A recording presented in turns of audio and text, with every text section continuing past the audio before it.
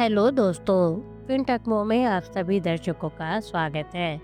आज हम जानेंगे साधक बनो, अनुयायी नहीं। मन, अहंकार, चेतना का खेल, भगवान आस्था, मानसिक विचार, दृश्य, दृष्टा आयाम के बारे में।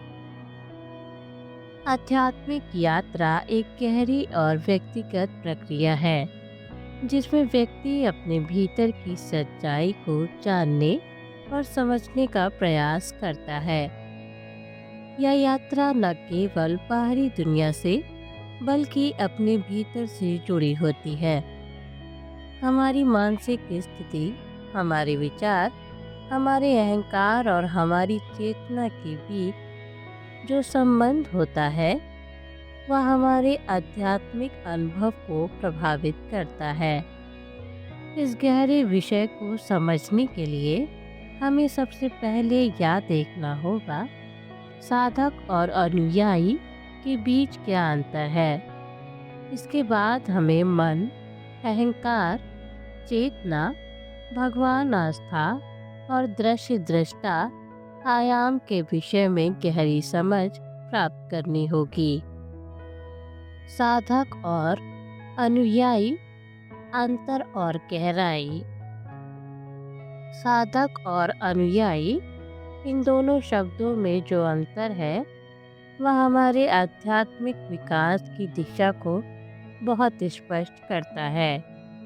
एक अनुयायी वह होता है जो किसी अन्य व्यक्ति, गुरु या मार्गदर्शक के अनुसरण में चलता है।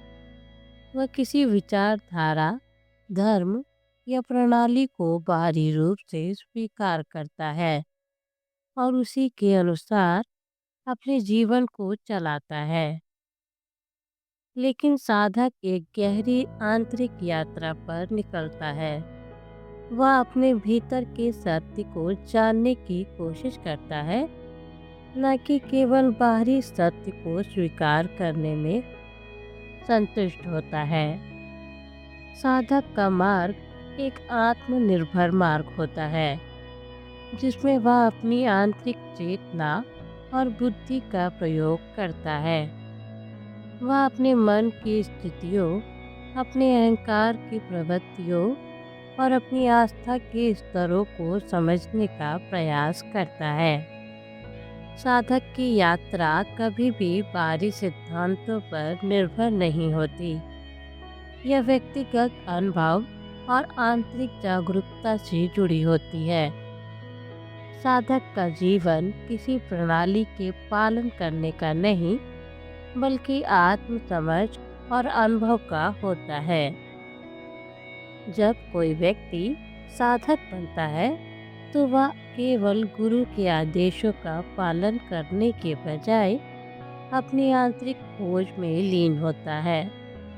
गुरु इस संदर्भ में एक मार्गदर्शक की भूमिका में होता है जो साधक को आत्मज्ञान की दिशा में प्रेरित करता है। लेकिन साधक का असली प्रयास अपनी आंतरिक चेतना के रहस्य को समझने का होता है। साधक का जीवन केवल बाहरी दृष्टिकोण से नहीं बल्कि आंतरिक रूप से आत्मज्ञान प्राप्त करने का होता है।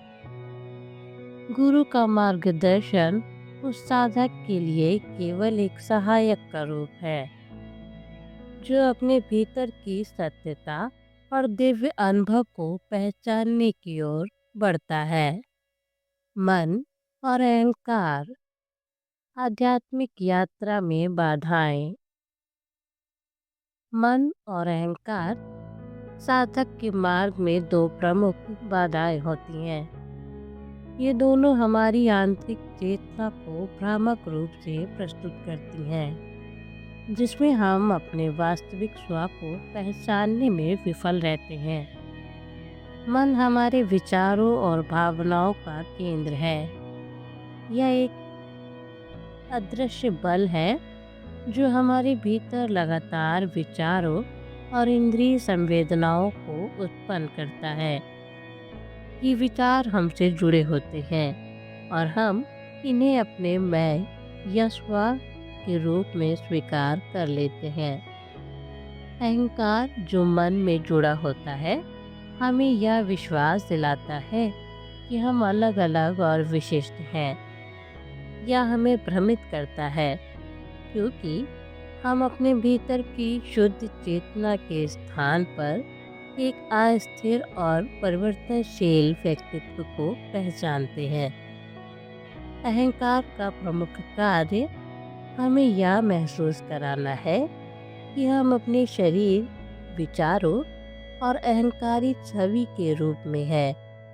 इस अहंकार के माध्यम से हम कभी भी अपने वास्तविक स्वरूप, जो परम चेतना या ब्रह्म है, से जुड़ नहीं पाते। आध्यात्मिक साधना में मन और अहंकार दोनों को पार करना आवश्यक है। जब साधक मन के विचारों और अहंकार की पहचान से परे जाकर अपनी शुद्ध चेतना को अनुभव करता है तो वह एक नए आयाम में प्रवेश करता है। इस स्थिति में वह बाहरी दुनिया से, अपने अहंकार से और अपनी सीमित पहचान से मुक्त हो जाता है।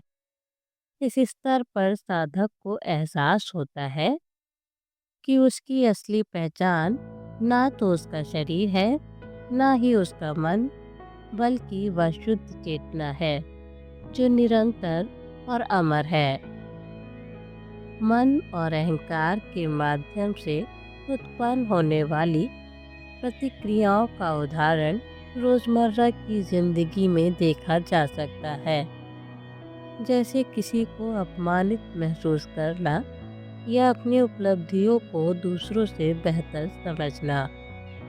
जब हम अपनी पहचान को मन और अहंकार से जोड़ते हैं तब हम अपने शुद्ध स्वरूप से दूर हो जाते हैं। यही कारण है कि किसी साधक को इन दोनों को पार करना पड़ता है ताकि वह अपने असली अस्तित्व को समझ सके और आंतरिक शांति प्राप्त कर सके। चेतना का खेल, मानसिक अवस्थाएं और अनुभव। चेतना का खेल एक अत्यधिक सूक्ष्म और गहरा विषय है। चेतना जीवन के प्रत्येक अनुभव का आधार होती है। यह न केवल हमें बाहरी दुनिया का अनुभव कराती है, बल्कि हमारे भीतर के आत्मबोध को भी प्रकट करती है। चेतना एक निरंतर प्रवाह है जो हर पल हमारे भीतर और बाहर दोनों जगह उपस्थित रहती है। यह हमारा वास्तविक स्व है जो ना तो जन्म लेता है और ना ही मरता है। जब हम अपनी चेतना की गहराइयों में उतरते हैं तो हमें यह एहसास होता है कि हम सिर्फ शारीरिक रूप से जीवित नहीं हैं, बल्कि हमारे भीतर एक दिव्य चेतना है जो सभी अस्तित्व का आधार है। साधक की यात्रा तब शुरू होती है जब वह इस चेतना के खेल को समझने लगता है। वह जानता है कि उसकी आंतरिक चेतना ही उसे सच्चे अनुभव और ज्ञान की ओर ले जाएगी। चेतना के इस खेल को समझने के लिए साधक को मन की स्थिति से परे जाकर अपनी शुद्ध चेतना का अनुभव करना पड़ता है। चेतना का यह खेल व्यक्ति के भीतर एक निरंतर बदलाव लाता है। जैसे जैसे साधक अपने भीतर की गहराइयों में उतरता है, वह अधिक से अधिक जागरूकता और स्पष्टता प्राप्त करता है।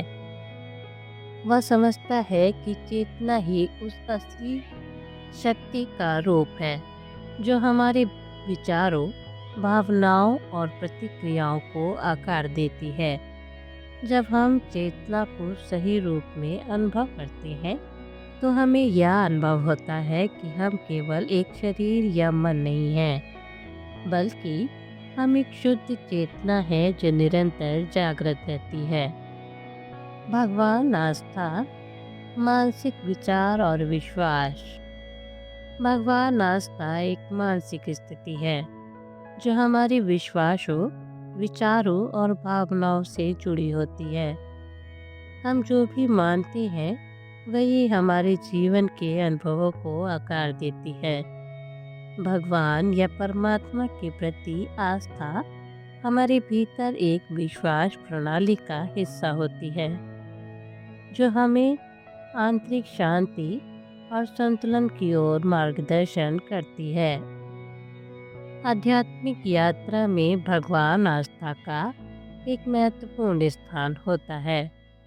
यह आस्था हमें अपने आत्मा को पहचानने, शांति और संतुलन प्राप्त करने में मदद करती है।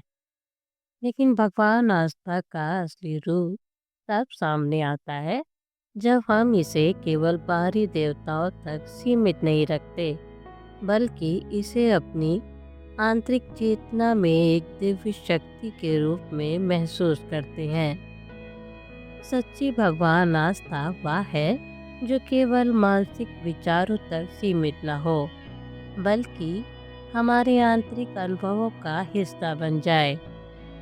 यह आस्था हमें यह एहसास दिलाती है कि हम जो भी हैं वह सब कुछ ब्रह्म का एक हिस्सा है और हम सभी में एक दिव्य चेतना का वास है। जब हम भगवान आस्था को केवल मानसिक रूप से नहीं, बल्कि अपने भीतर के दिव्य अस्तित्व के रूप में महसूस करते हैं, तो हमारी आध्यात्मिक यात्रा गहरी और सच्ची बन जाती है। दृश्य दृष्टा आयाम, वास्तविकता का साक्षात्कार। दृश्य और दृष्टा का आयाम एक गहरे आध्यात्मिक अनुभव का प्रतीक है।